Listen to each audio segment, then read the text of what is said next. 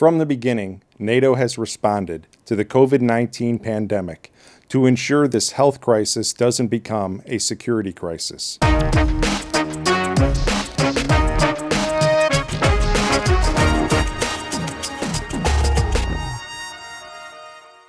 Since the start of the COVID-19 outbreak, our militaries have played a crucial role in reinforcing civilian responses.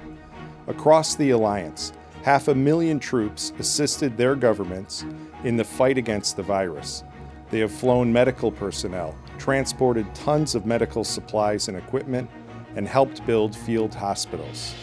And allies have helped one another.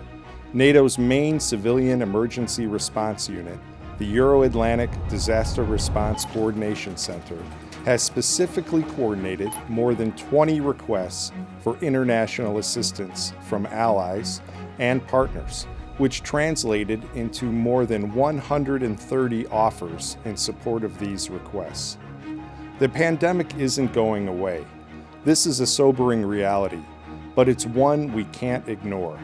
To prepare for future waves, NATO built a stockpile of supplies and established a trust fund so that we can respond quickly to the needs of allies and NATO partners.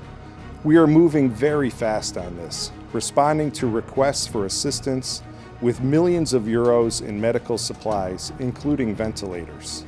NATO's scientific community is also engaged. We are developing projects to improve diagnosis capacity and to boost emergency response for allies and partners.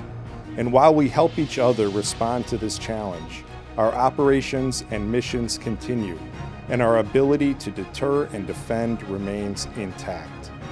There's still lots of work to be done in the fight against COVID-19, but this pandemic has shown that NATO can respond effectively even to unconventional threats, and that when we work together, we can help save lives.